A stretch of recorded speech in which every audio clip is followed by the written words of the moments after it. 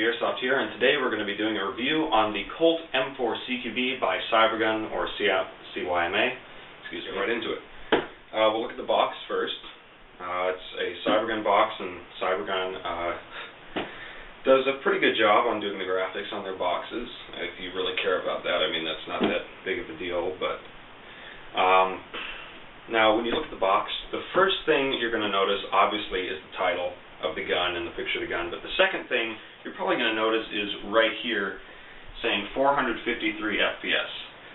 Now, that's not exactly a lie, but realistically it's at least 100 FPS lower than that, because what they wanted to do is marketing to get the gun selling more, because some airsofters are crazy about really high FPS, and this gun's a lot more powerful than yours and all that crap. It probably would have been tested at 453 FPS with .12 gram BBs, but realistically you're not going to be using those in this gun, or any AEG at that, because with the quick rate of fire, you have a great chance of the BBs breaking inside your gun and therefore breaking your gun. So, it's not a lie, but realistically, I'd say the FPS is around 340 to 350, which is not bad because it is a CQB gun, which means it's for close quarters battle or close quarters combat, whatever you want to call it. And CQB matches do have a limit on FPS because you're in close quarters, and you could be going around a corner and be less than a foot away from a guy and shoot him in the arm or something, and if your gun has a really high FPS, you're going to get your bullet, like, it's going to actually hurt them instead of just, hit them and get them out. So that's a good thing. That's if you're using .2s or higher. I recommend .2s or .25s for accuracy, because anything lighter will start curling up even because of the hop-up. Anyway, contents of the box. The box has a standard, let's see if I can get it, foam inside. It's a nice quality. It's not going to break and flake on you and let things start rattling around in it. First, obviously, you have the gun. That's a given. You have I believe 350 rounds, it says in the box somewhere, 350 round high-capacity magazine, wind-up magazine. It has a trickle charger, which you want to get rid of and get yourself a smart charger, such as this, which is a Tenergy universal smart charger. It'll charge your batteries more effectively, faster, and when the battery is fully charged, it automatically stops charging even if you haven't unplugged it. So it doesn't ruin your battery, and that's great. So get rid of the trickle charger. I believe it also comes with one of those or really crappy bags of .2 BBs that are just made in China and complete crap. Do the same, just throw them out, because they run the same risk of .12s in your gun, of breaking and jamming your gun. You get one 8.4 volt nunchuck battery. Sorry, I had a mental blank. And we'll talk about why it's a nunchuck instead of just a single stick battery in a second. And yeah, that's pretty much it of the contents of the box. Anyway, I'll get the box out of the way now, and then we'll start looking at the gun. So here is the gun itself. I love this gun. It is very well built. It's actually it's quite a heavy gun, so if you're a little player, you may not exactly like this, because it is full metal. Everything on the real gun that would be metal on the real gun is metal on this gun. The barrel, flash height of the front sight, the IRS rails, the O-ring, the IRS rails on the top receiver, the lower receiver, the magazine, the rear sight. This hand grip did not come with the gun. This is one that I bought at a gun show. It's actually really nice. The stock and the hand grip are very nice polymer and ABS plastic make. Very durable. They're not going to break on you. The charging handle, also metal.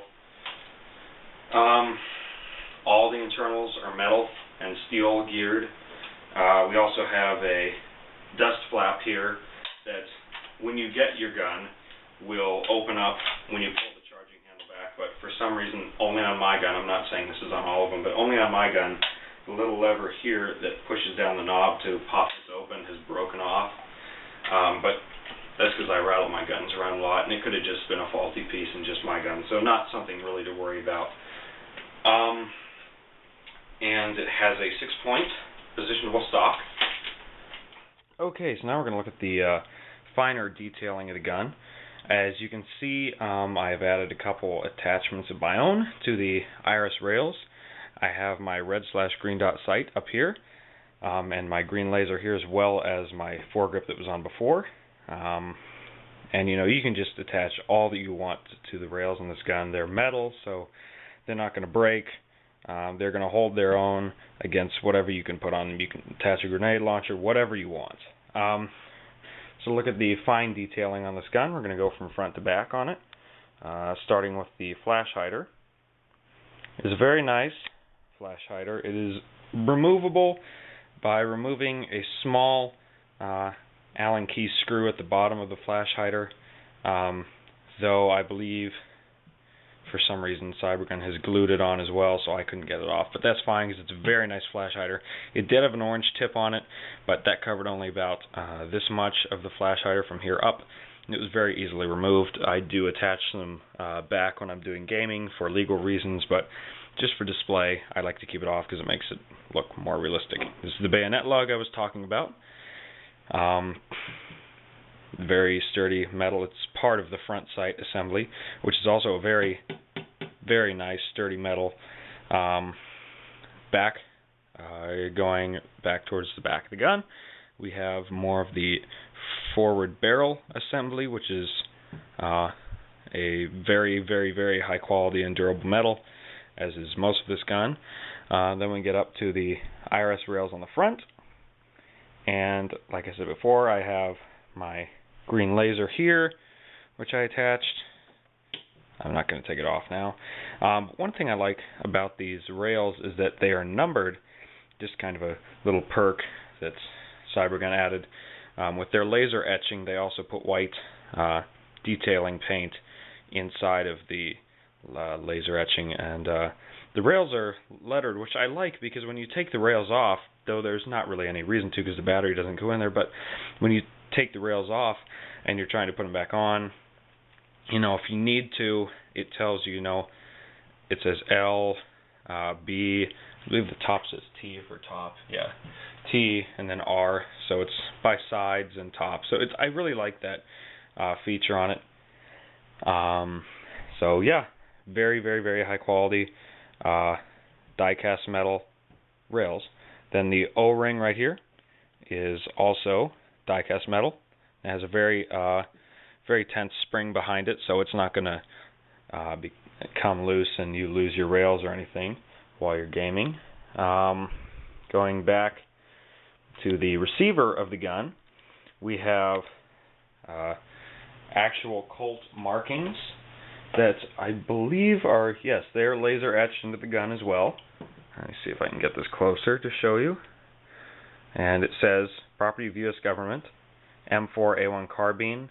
And one thing that Colt added is, my camera's not focusing, sorry. It says caliber 6mm on the bottom here, which is kind of nice because, you know, it's an airsoft gun, so they put the actual caliber of this gun, not the real thing. But, you know, if you're picky about that, it's not accurate to the real gun. And you go back here.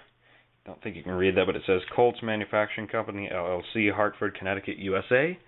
Had a Made in China sticker below it, but I took that off because I hate that. Here's the fire selector. Has, as any M4 does, a safe setting, semi-auto, and full auto. Very smooth movement. It clicks into place, so it's not going to move out of place while you're shooting. The magazine that the gun comes with is rather sticky. This is an SRC magazine, and it comes out really easily, goes in really easily. But the magazine that the gun came with is a little bit difficult to get in and out. Kind of have to work with it a little bit. But that's actually nice because you know you're not going to drop, even if you accidentally push the bolt release while you're in the field, you're not going to drop your mag and you know risk breaking it or even losing it at that. But another thing, this gun does take all standard airsoft M4 mags. Like I said, this is the Cybergun. Over here, which I just had in it, is the SRC M4 magazine. I'll show you again. Fits perfectly. It's not coming out. Has a little bit of wobble, but that's fine. It's normal in AEGs. And then also Classic Army and Echo 1. This is a Classic Army mag. Fit as well and do not come out. So that's also nice. And now I will talk to you about the battery placement on the stock as well. We'll turn the gun up towards the camera. So what you're going to do with this is there's 2 pins right in here on each side that you're going to squeeze and pull on, and the plate on the back of the gun comes off. And then, I don't think you can see because the light, there are 2 holes in the back, one here, and then in the main tube for it, there's the battery connector. What you will do with the battery, that wasn't supposed to happen, is put, this is the nunchuck battery for this purpose.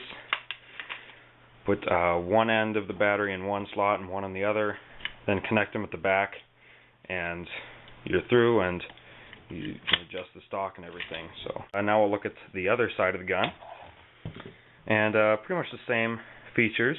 You still have the safe, semi, and auto markings etched in here, laser etched. Some more defined markings up here. I'm not actually sure what those stand for. Let me see if I can show them to you a little bit better. Up here at the top, I'm not exactly sure, but you can see the auto, semi, and safe etched in. You see the full metal gearbox with the dust cover, dust flap. Here's the hop-up. It is a standard AEG wheel adjustment hop-up, so you turn it and that adjusts it. Better look at the rails. As you can see, it has a R on this side. You look at the top and it has T. On the bottom it has B. So like I was saying, that's very nice how it's detailed. Alright, so in conclusion, this is an awesome gun. I love it. It's one of my better looking guns, and I love it performance wise. You know, Cybergun did a really good job in performance and especially build quality with all the full metal on it. I mean, and I've had this gun for 2 years now, just about 2 years this Christmas, and you know, the only problem I've had with anything on it breaking at all is the latch for the dust cover. Nothing else, no problems with anything else, and I love it because of its diversity. You know, I wouldn't recommend this for beginners to airsoft because it's an AEG, and AEGs kind of getting used to, as opposed to spring guns, which I recommend for beginners. But intermediate to expert players, especially for CQB with this particular gun, I definitely recommend you buy this. You know, around $200. It's not the cheapest gun you can get, but you know, it's definitely a really cool gun, and it's worth its money. I don't think that it's overpriced at all. I think that's what you pay for is what you get, and what you get is a lot. I hope you like this video. Please subscribe to my channel and watch for more of my reviews. Also, this coming Saturday and Sunday, I believe it's the 31st of November and the 1st of December, the Crossroads of the West Gun Show is coming to Arizona at the fairgrounds, the state fairgrounds, and huge gun show. I love it. I go to it every year, and I'm going to go there, hope to get another gun, and that's probably going to be my review for December. So watch for that around a week from today, next Sunday. So just subscribe to my channel, and I'll catch you guys later.